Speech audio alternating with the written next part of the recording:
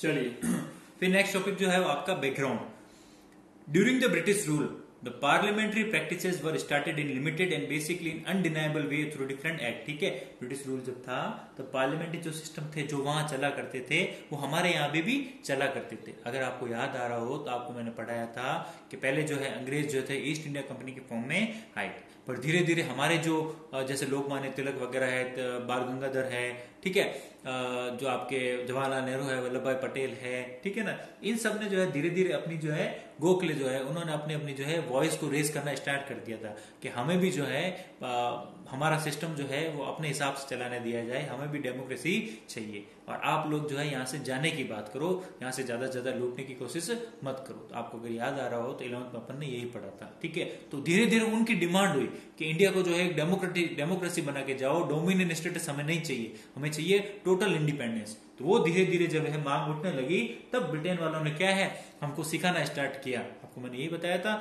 तो उसके लिए स्टार्टिंग करते हुए जब पुराना एक्ट आया था 1833 का, फिर 1861 का वगैरह वगैरह, ठीक है, उसके बाद में कांग्रेस को स्टेब्लिश किया, फिर एक्ट ऑफ 1909 आया जहां पे मुस्लिम को अगर रिजर्वेशन दिया गया था, कम्युनल उसको बोला गया है। उसके बाद में एक्ट ऑफ 1919 आया था, उसके बाद एक्ट ऑफ 1935 आया था, एक्ट ऑफ 1947-48 आया था, वो आपने सब पढ़ा है ना 11th के अंदर। बस ये डिमांड कहां से उठी, लोगों के मन से उठी कि आप जो है इस तरह से हमें जो है हैरास नहीं कर सकते, हमें जो है चीजें बता के जाइए। तो ये पार्लियामेंट्री सिस्टम जो है मॉडर्न पार्लियामेंट्री सिस्टम, हमारे यहाँ पे जो एंशिएंट टाइम अभी आपने पढ़ा वो क्या हुआ करता था, पुराना तरीका का हुआ। पर जो वेस्टर्न टाइप में वेस्टर्न कंट्रीज में जो पार्लियामेंट्री सिस्टम चलता था उसको सिखाने का काम जरूर किया है, इंग्लैंड वालों ने किया, हमको सिखाया कि इस तरह से मॉडर्न फॉर्म में आप चल सकते हो। ठीक है ना, चलो हाँ, from the charter act of 1833 to Indian government act of 1935। तो चार्टर एक्ट 1833 से लेके कहां तक की बात कर रहा है, 35 तक की, और बात करनी चाहिए इसको 48 तक की।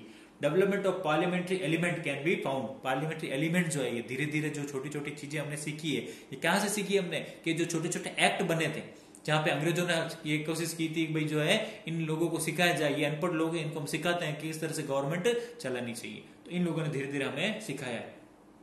The maximum number of members in legislative council is fixed at 16 by the governor general। ठीक है, एक जो एक्ट था उसमें ये किया गया था कि लेजिस्लेटिव काउंसिल जो है, ठीक है, उसके अंदर हमारे यहाँ पे जो फिक्स्ड मेंबर्स थे उनको 16 किया गया, फिर 16 के बाद में जो है उसको बढ़ा के 60 किया गया, 60 के बाद में बढ़ा के और ज्यादा किया गया।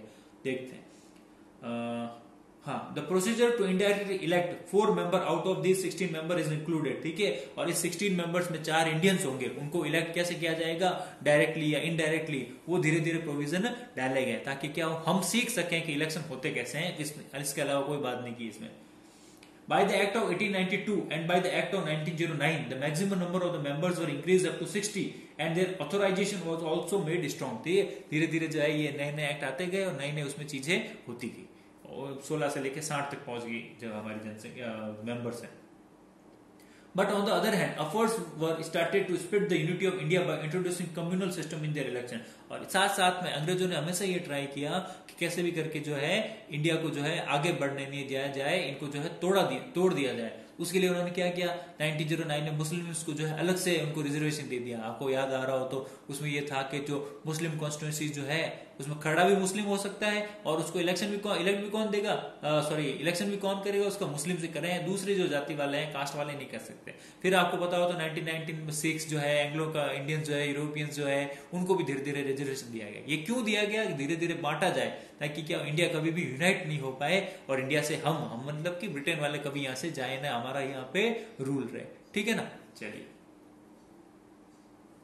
By the Indian Government Act 1919, bicameral legislature was introduced and now the legislature had 2 houses in place of 1। पहले जो है एक ही हाउस हुआ करता था, वो था आपके लेजिस्लेटिव काउंसिल। पर जो 1919 का एक्ट आया था उसमें ये प्रोविजन था कि अब जो है बाईकैमरल लेजिस्लेचर मतलब कि आपके पार्लियामेंट के अंदर 2 हाउस किए जाएंगे, एक हाउस होगा अपर हाउस, एक होगा lower house. Among these 2 houses, one was called the Council of the State and other was called the Legislative Assembly। आज का जो राज्यसभा है उसको तो काउंसिल ऑफ स्टेट कहा गया और आज का जो लोकसभा है उसको लेजिस्लेटिव असेंबली कहा गया। कब, 1991 एक्ट में। Most of the members of these houses were elected, और इनमें से जो काफी लोग थे वो इलेक्ट हुआ करते थे अलग अलग टेरिटरीज से, बंगाल से, पंजाब से, सिंध से, यूपी से, वो आपको मैंने बता रखा है। ठीक है, In the same way, by the Act of 1935, both the houses existed as earlier, but the number of their member and their authority were increased substantially. Substantially मतलब कि एकदम से धीरे धीरे जो है बढ़ा दी गई. And the form of DRK government was still in force. 1935 act में क्या किया, वो जो मेंबर्स थे ना दोनों हाउसेज में, उनको भी और इंक्रीज कर दिया गया ताकि ज्यादा से ज्यादा पार्टिसिपेशन हो सके. ठीक है. और डीआरके तो थी, डीआरके मतलब कि हाउस स्टेट में भी अलग और सेंटर में अलग, पर कंट्रोल किसका होता था स्टेट में, वो सेंटर वाले का ही होता था. ठीक है ना. The number of voters was kept limited as the voting rights were given on the ownership of property and only 15% people had the right to vote. ये आपको मैं पढ़ाया हुआ है कि जो वोटिंग देने की कैपेसिटी थी, सारे लोग वोट नहीं दिया करते थे. वोट जो बहुत लिमिटेड लोग, जो अमीर लोग हुआ करते थे, जो पैसे वाले लोग हुआ करते थे, वही वोट देते, या जो पढ़े लिखे लोग होते थे वही देते. तो उस वक्त जो है 15% जो पॉपुलेशन है हमारी वही वोट किया करती थी, बाकी जो है वोट नहीं देते थे.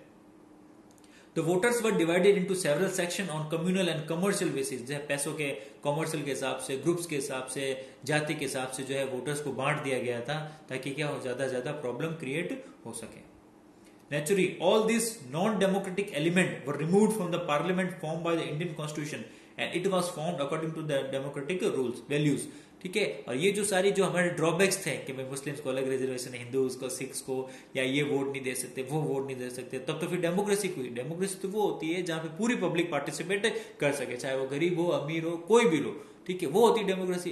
अंग्रेजों ने जो हमको डेमोक्रेसी की थी वो डेमोक्रेसी नहीं थी. ठीक है ना. वही बात इसमें समझाई गई है और वही मैं आपको बता चुका हूं. ये सारे जो ध्यान जो है आप बुक में दीजिए, क्योंकि अभी इसका बोर्ड का कोई खास काम आया नहीं है. ठीक है ना. चलिए, फिर आती बात आपके पार्लियामेंट की कंपोजिशन. कंपोजिशन मतलब कि इसमें कितने क्या मेंबर होते हैं, कौन मेंबर आते हैं, इनकी एज कितनी होती है, वगैरह वगैरह जो है आपको अभी पढ़ना है. ठीक है. नेक्स्ट टॉपिक पढ़िए, composition of parliament. As said earlier, the parliament is formed by the article 79 of the constitution. अभी आपने पढ़ा आर्टिकल 79 में क्या होता है, एक पार्लियामेंट होगी जिसके अंदर प्रेसिडेंट, लोकसभा और राज्यसभा नाम की 3 चीजें होगी. ठीक है.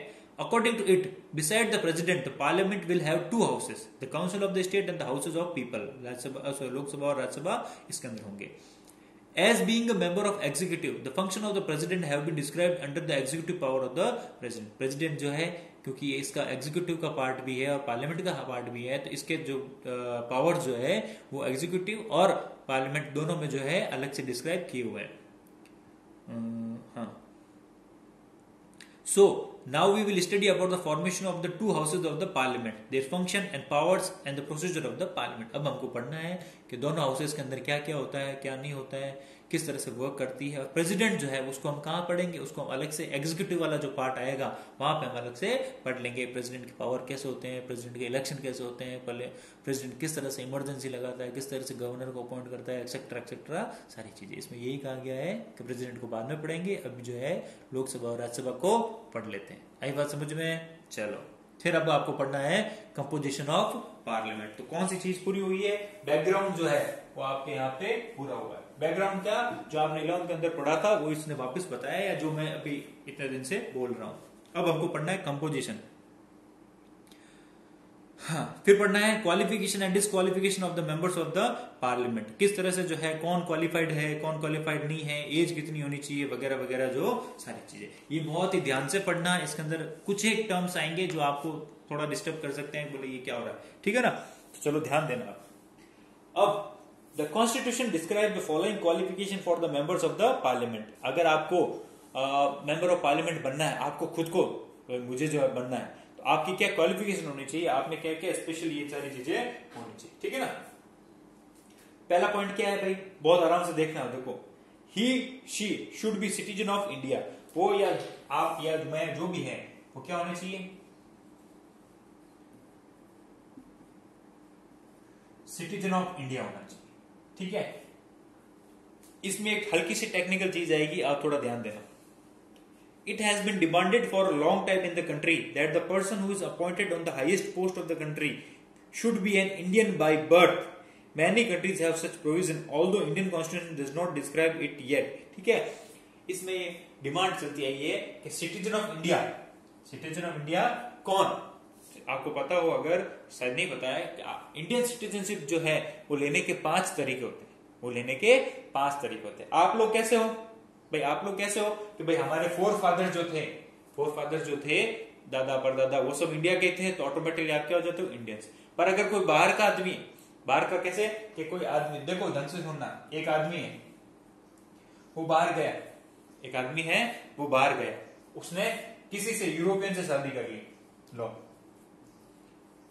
ठीक है, शादी कर ली, कहां आ गई, इंडिया में, इंडिया में आ गई, इसके साथ रह रही है, तो ये भी अब से शादी करने के बाद से क्या हो गई, सिटीजन ऑफ इंडिया हो गई, तो ये अब क्या कर सकती है, सिटीजन ऑफ इंडिया है ना, तो ये भी पार्टिसिपेट कर सकती है इलेक्शन के अंदर। ये इसमें ये कहना चाह रहा है पॉइंट नंबर 1 में कि ऐसी चीज होनी चाहिए थी कि ओनली और ओनली जो इंडिया में ही जन्म हुआ है जिसका और प्रॉपर प्योर इंडियन है वही जो इस हाईएस्ट पोस्ट मतलब कि एमपी या एमएलए जो है वो बन सकता है, बाकियों को किनको, इस तरह के जो लोग हैं उनको मौका नहीं मिलना चाहिए। बहुत सी कंट्रीज में ऐसा है कि ओनली वही कंट्री वाले बन सकते हैं, पर इंडिया में अभी तक हमने अभी तक ऐसा नहीं किया है। इंडिया में हम थोड़ा लिबरल चलते हैं कि नहीं इस तरह से।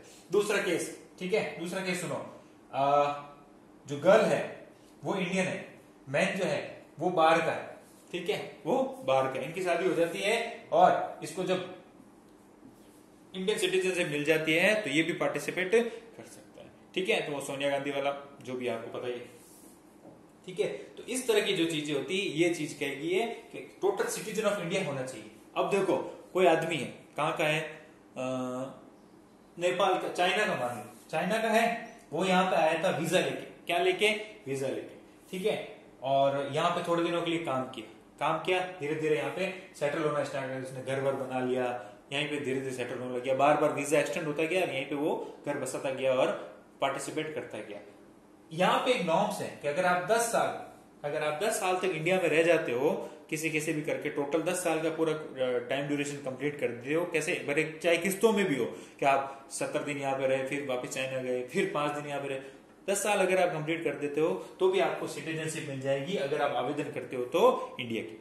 शर्त ही है कि आप जो दूसरी कंट्री वाले जो थे उस कंट्री की सिटीजनशिप छोड़नी पड़ेगी और सिर्फ इंडिया की रख सकते हो, ठीक है। कोई भी इंडियन अगर सिटीजनशिप रखता है तो एक ही रख सकता है, डबल नहीं रख सकता है इंडिया में अगर वो रह रहा हो तो, ठीक है ना। तो ये बात है, ठीक है। तो ये मैं समझाना चाह रहा था, अब आपको मेरे साथ समझ में आ गया हो गया कि सिटीजन ऑफ इंडिया कौन कौन होते हैं। डिमांड ये उठती रही है कि हमेशा जो है इस तरह के जो ये मौके हैं मिलने चाहिए, इंडियंस को ही मिलने चाहिए, पर अभी तक हमने ऐसा नहीं किया है। जो भी इंडियन सिटीजन बन जाता है उसको भी हमने मौका दे रखा है कि आप भी जो इलेक्शन में खड़े हो सकते हो, ठीक है। ये पॉइंट नंबर 1 ये कहना चाह रहा था, मेरे हिसाब से अब आपको समझ में आ गया होगा। एक और मामला है छोटा सा, अब आप सोचोगे थोड़ा डिस्टर्ब हो जाओगे, फिर भी समझ लो। अक्षय कुमार का मामला है। अक्षय कुमार क्या है, इंडियन सिटीजन बाय बर्थ वगैरह ही है, फोर फादर यहीं के थे, पर धीरे धीरे इन्होंने क्या किया, कनाडा की सिटीजनशिप भी ले ली,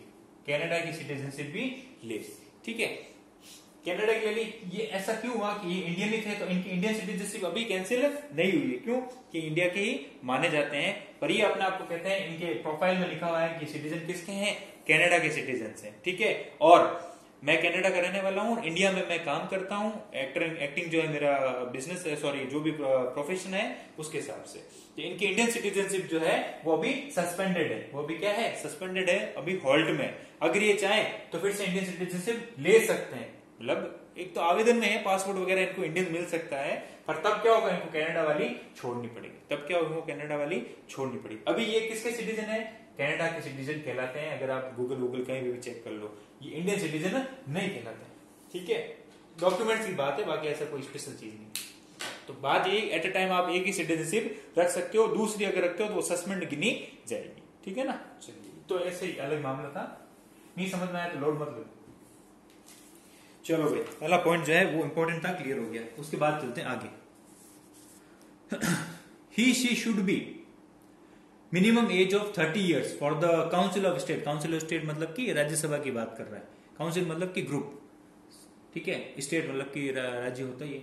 and 25 years for the house of people, Lok Sabha. अगर आपको लोकसभा में मेंबर बनना है, मेंबर ऑफ पार्लियामेंट, तब आपकी एज मिनिमम कितनी होनी चाहिए, 25 साल, उसके अलावा उससे पहले आप नहीं बन सकते। और राज्यसभा में जाना है तो आपकी एज होनी चाहिए 30 years, ठीक है ना। चलो फिर क्या है, he she should possess the qualification that may be prescribed on the behalf by और under any law made by parliament, ठीक है। और आपकी जो अगर 25 और 30 आप हो गए हो तो उसके बाद जो क्राइटेरिया होता है, जब आप फॉर्म फिल करने जाते हो तो बहुत से क्राइटेरिया होता है, भाई आप जो है बैंकरप्ट बैंकरप्ट मतलब कि दिवालिया नहीं होने चाहिए, पागल नहीं होने चाहिए, आप दिमाग सही होना चाहिए, एक्स वाई जेड तरीके। आपको प्रॉफिट जो ऑफिस ऑफ प्रॉफिट होता है, मतलब आप गवर्नमेंट के अंदर और कोई सर्विस में नहीं हो या गवर्नमेंट की कोई स्पेशल चीजें यूज नहीं कर रहे हो, ठीक है, ये सारी चीजें भी नहीं होनी चाहिए। आपको सब एफिडेविट लिख के देना पड़ता है कि भाई जो है मैं गवर्नमेंट का आदमी नहीं हूँ या गवर्नमेंट के अंडर में काम नहीं कर रहा हूँ, अलग हूँ। वो इसलिए होता है कि अगर आप गवर्नमेंट के अंदर में भी काम कर रहे हो और आप एमपी भी बन जाते हो तो आपको डबल फायदा हो जाएगा, ठीक है। तो डबल फायदा को नहीं हो सकता, आप फायदा एक ही ले सकते हो, ठीक है ना, इसलिए ये शर्त रखी गई। बिसाइड्स एन इंसॉल्वेंट और मेंटली रिटार्डेड, इंसॉल्वेंट मतलब कि पागल टाइप होता है, थोड़ा सा मंद बुद्धि टाइप उसको कहते हैं, मेंटली तो आप समझते हो, और मेंटली अनसाउंड पर्सन, ठीक है, जिसको कोई बीमारी हो या जिसको थोड़ा सोच समझने की शक्ति नहीं हो, can not be a member of the parliament, उस तरह का आदमी जो है मेंबर ऑफ पार्लियामेंट नहीं बन सकता है। An individual can not be a member of both the houses of the parliament, कोई भी आदमी जो दोनों हाउसेस का मेंबर नहीं बन सकता है। Any person can contest the election maximum at 2 seat. हाँ, अब ये बहुत इंपॉर्टेंट चीज है, ये इसको आप अंडरलाइन कर लो, समझा रहा हूं मैं।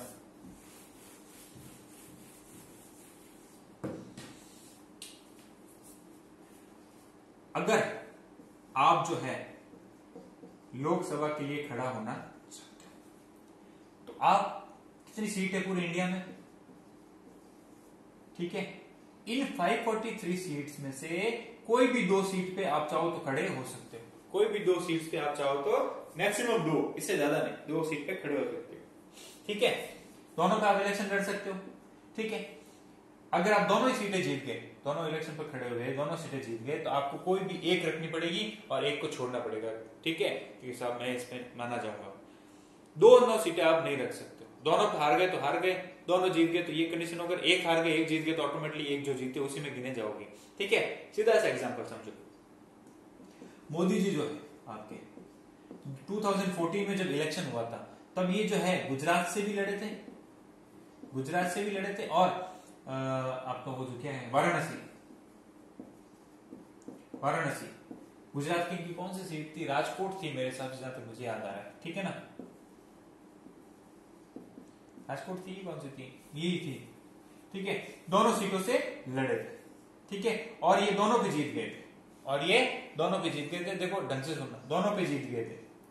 फिर उन्होंने क्या किया, राजकोट वाली छोड़ दी और वाराणसी वाली बोली मेरे को इस पे कंसीडर किया जाए, इस पे कंसीडर नहीं किया। इस पे जो है 6 महीने के अंदर अंदर इलेक्शन होते हैं, वो आपको इलेक्शन प्रोसेस में बता दूंगा। ये नियम होता है कि अगर कोई सीट खाली है या छोड़ दी गई है तो 6 महीने के अंदर अंदर जो आपको इलेक्शन, 6 महीने के अंदर इलेक्शन हुए, और इस सीट पे जो है वो परेश रावल जो है ना, वो सीट वो जीत गए थे, परेश रावल जीते, हाँ परेश रावल जो है वो ये इलेक्शन में जीत गए, तो अभी उस सीट पे वो थे 2014 वाले में, अभी भी शायद वही है, ठीक है ना। तो ये अब कोई पूछेगा कि ये सारा आइटम क्यों किया इन्होंने, वो इसलिए किया क्योंकि गुजरात का जिनको पता था, कंफर्म था यहाँ से तो मैं जीतने वाला ही हूँ, पर ज्यादा से ज्यादा जो है लोगों को अट्रैक्ट करने के लिए लोग, बड़े बड़े नेता क्या करते हैं कि ये जो यूपी वाला इलाका था इस पे इनको सीटें कम आती थी, तो इन्होंने कहा अगर मैं वाराणसी से खड़ा होता हूँ तो बहुत सा एरिया जो है मैं कैप्चर कर सकता हूँ, उन लोगों को लगेगा कि देखो हमारे इलाके से खड़ा ये आदमी, तो इसको वोट देना चाहिए, ठीक है। एक्चुअल में क्या होता है, बात तो ये थी पॉलिटिक्स, एक्चुअल में क्या होता है कि जब आदमी को होता है भाई गुजरात से तो अपनी सीट पक्की है ही, चलो वाराणसी भी से भी ट्राई करते हैं ताकि क्या है वोट ज्यादा ज्यादा अपन को ही मिलेंगे, अपना माहौल बनेगा, बस माहौल बनाने के लिए खड़े होते हैं। मान लो हार भी जाते, मान लो हार भी जाते तो क्या फर्क पड़ रहा था, यहाँ से तो जीत ही रहे, ठीक है। वैसा वैसा इस बार 2019 में राहुल गांधी ने किया, ठीक है, वो जो है अमेठी से भी जो है, हाँ अमेठी से भी जो है, वहां से भी हमेशा 2-3 बार मेंबर ऑफ पार्लियामेंट रहे हुए हैं, तो उन्होंने अमेठी से भी लड़ा, और केरल में जो वायनाड है, केरल में एक जगह है वायनाड, वहां से भी लड़ा, ठीक है। उनको शायद ऐसा लग गया था कि हो सकता है हमने जो है मामला थोड़ा गड़बड़ है, ठीक है ना, तो हो सकता है मैं हार भी सकता हूँ, तो उनको जो स्मृति ईरानी से वो हार गए थे, पर जीते कहां से, वायनाड से जीत गए, तो वो ऑटोमेटिकली एक सीट ही रही। मोदी जी ने वाराणसी वाली रखी, राजकोट वाली छोड़ दी। इंदिरा गांधी जो थी उन्होंने भी जो है 2 जगह से इलेक्शन लड़े थे, दोनों जगह से जीत गए थे वो, फिर उन्होंने वो एक सीट वेकेंट रख दी। तो बड़े जो लीडर्स होते हैं अब पार्टी का माहौल जो है या एरिया का माहौल अपने अंदर करने के लिए क्या करते हैं, इस तरह के ये प्रोपोगंडास करते रहते हैं। ये नहीं करना चाहिए, एक्चुअली क्या पैसों की बर्बादी हुई है भाई, वापिस इलेक्शन होने पड़े तो फिर क्या मतलब, ठीक है ना, ये प्रोसेस होता है। अब बात आई समझ में, ठीक है। देखो इंटरेस्टिंग टॉपिक है, आपको सारी चीजें समझ में आनी चाहिए।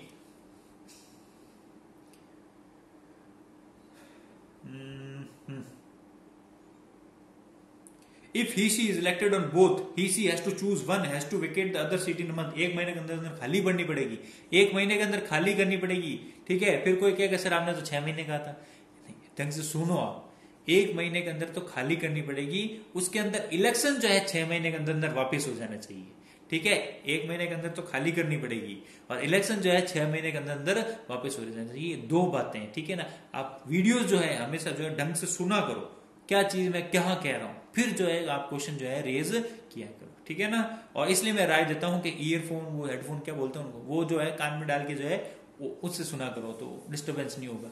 चलो फिर कौन है, हाँ, according to the 10th schedule है अपने यहाँ पे कॉन्स्टिट्यूशन के अंदर, the member of the parliament may be disqualified if he voluntarily give up the membership of her political party which gave him a ticket to contest and win the and join other party, ठीक है।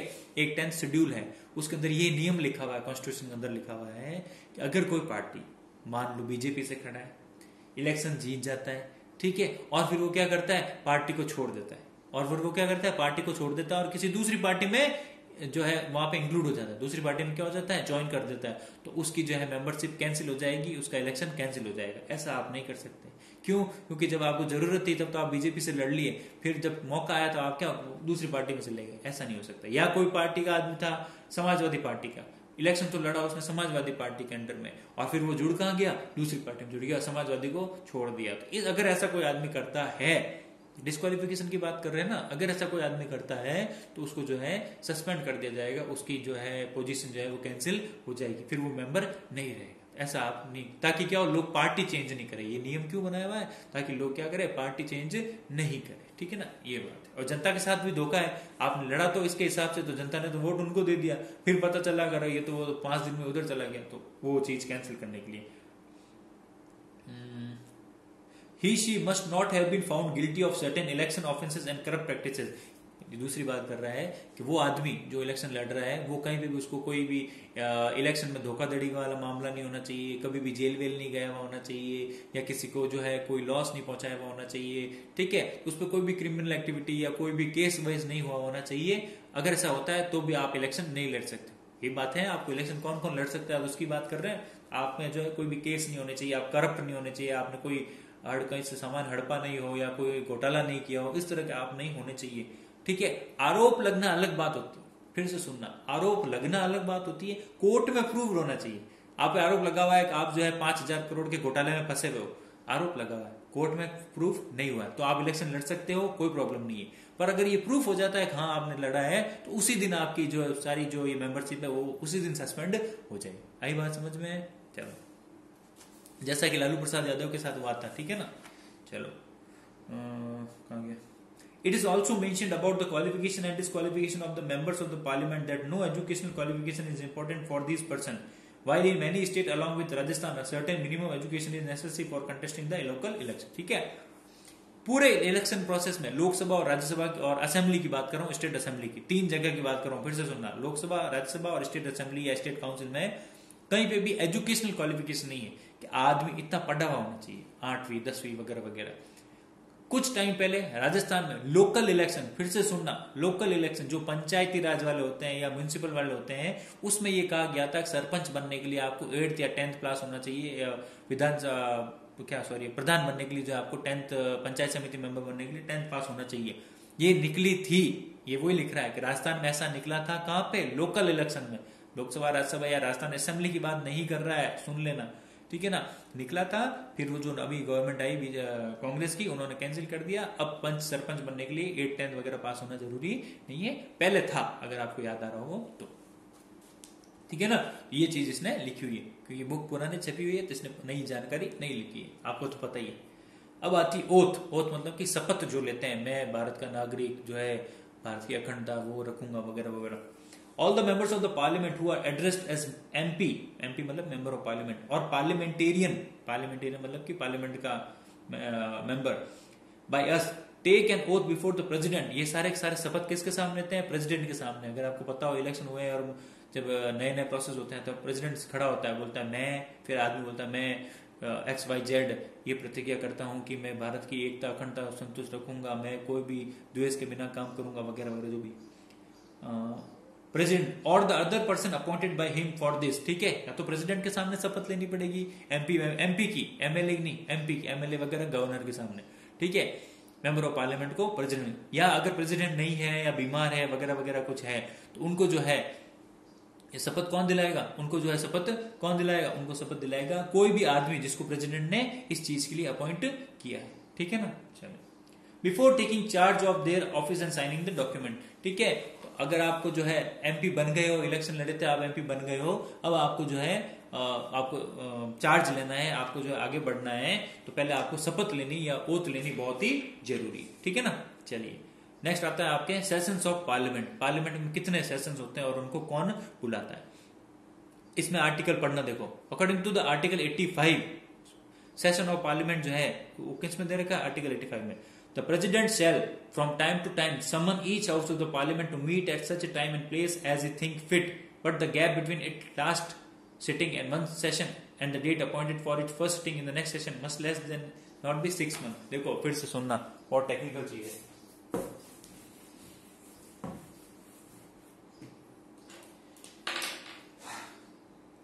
President जो है वो parliament का part क्यों है, ये कारण भी है, ठीक है। प्रेसिडेंट जो है वो टाइम टू टाइम मीटिंग्स बुलाता है। समन मतलब कि बुलाना, आदेश देना, कि लोकसभा वाले और राज्यसभा वाले, राज्यसभा तो वैसे चलती रहती है, राज्यसभा वाले आओ आपकी मीटिंग्स होगी, या मैं आपको बुला रहा हूं, इस तरह की कोई चीजें हैं, अब स्टार्ट करना है, नया सेशन स्टार्ट कर रहे हैं, ठीक है ना। ये जो अभी आपने 2 लाइन पढ़ी थी कि फर्स्ट मीटिंग लास्ट मीटिंग जो भी था, यही कह रहा है कि अगर कोई मीटिंग हुई है आज, कितनी डेट है आज, जितनी भी है 13th में हुई, ठीक है। फर्स्ट मीटिंग हुई थी 13 में, और जो नेक्स्ट मीटिंग हो रही है चाहे तो वो 15 को भी हो सकती है, 30 दिन की भी हो सकती है, 60 दिन की भी हो सकती है, ड्यूरेशन कितनी भी हो सकती है, पर फर्स्ट जो मीटिंग हुई है और जो नेक्स्ट मीटिंग जो होने वाली है, ठीक है, उसके बीच में गैप जो है वो 6 महीने से ज्यादा का नहीं होना चाहिए। समझ रहे हो मेरी बात। ये यही कह रहा है कि फर्स्ट मीटिंग लोकसभा की फ्रेश इलेक्शन हुई, एकदम नई पार्टी आई, सबने ओथ वोथ ले ली, पहली मीटिंग हुई। हर साल ये नई चीज होती रहती, हर साल हो। आज 13 मई को पहली मीटिंग हुई, ठीक है, ये चली 13 मई से लेके आप मान लो 2 महीने चली, तो जून मई जून जुलाई, कहां तक चली, 13 जुलाई तक चली, कोई दिक्कत नहीं। अब जो नेक्स्ट मीटिंग या नया सेशन जो लगेगा, जहां पे सारे सारे मेंबर्स वापस आएंगे फिर से मिलने के लिए, उसमें और इसमें मतलब कि 13 जुलाई, फिर आप देख लो ना, अगस्त, सितंबर, अक्टूबर, नवंबर, दिसंबर, जनवरी, ठीक है। 13 जनवरी 2021, इससे पहले वो मीटिंग वापस से स्टार्ट हो जानी चाहिए, इससे लेट नहीं होनी चाहिए। समझ रहे हो, गैप जो है वो 6 महीने से ज्यादा का नहीं होना चाहिए, इससे लेट नहीं होना चाहिए। इन 6 महीने में फिर से बुलानी पड़ेगी, चाहे तो 15 दिन बाद ही बुला ले, चाहे तो 5 महीने बाद बुला ले, पर बुलानी 6 महीने के अंदर पड़ेगी। 6 महीने से एक भी दिन ऊपर नहीं होना चाहिए, ठीक है ना। ये इस लाइन का मीनिंग समझ आ गई बात। चलो ठीक है, पॉलिटिकल है, थोड़ी सी इंग्लिश जो है इसमें इस तरह से लिखी होती है कि लोग सोचते हैं पता नहीं क्या लिखा हुआ। दे आर, अब ये सेशन जो बुलाता है हर साल, in fact the parliament of India conduct 3 session in an year. हर साल पार्लियामेंट में जो है 3 सेशन होते हैं। They are first budget session, ये कब होता है, फरवरी टू मई, ये बुलाता कौन है, प्रेसिडेंट। उसके बाद में सेकंड होता है मॉनसून दिखती बात है, जुलाई से सितंबर, and winter session November to December. ये 3 तो फिक्स है, बुलाता प्रेसिडेंट है, डेट प्रेसिडेंट डिसाइड करता है, इस दिन से ये गिने जाएंगे, ये महीने ही होंगे, फिक्स है। इसके अलावा भी अगर कोई सिचुएशन पड़ जाती है तो भी प्रेसिडेंट जो है नेक्स्ट नई मीटिंग बुला सकता है।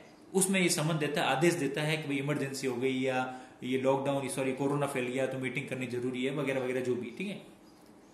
Right to resolve both the houses during the function of the parliament lies with the speaker in the lower house, ठीक है, and deputy chairman in the upper house. और जो ये हाउस मीटिंग करेंगे, इनके प्रेसिडेंटशिप मतलब इनमें जो बोलने वाला होता है वो कौन होता है, लोकसभा है तो वहां का स्पीकर होता है। स्पीकर कौन होता है वो मैं आपको बताऊं। और अगर राज्यसभा है तो पहली बात तो होंगे प्रेसिडेंट, वाइस प्रेसिडेंट जिनको कहते हैं चेयरमैन। अगर चेयरमैन नहीं है फिर होंगे डेप्यूटी चेयरमैन। कैसे क्या होता है, संयम रखना, अपन जब पढ़ेंगे इसी चैप्टर में आपको सारी चीजें मिलेगी। But the right to resolve the house during a session lies with the president, ठीक है। ये लास्ट वाली लाइन में इसने इतना ही कहा है, फिर से दिमाग लगाना। मीटिंग बुला ली, देखो फिर से सुनो, मीटिंग बुला ली, ठीक है, लोकसभा और ये है राज्यसभा, ठीक है।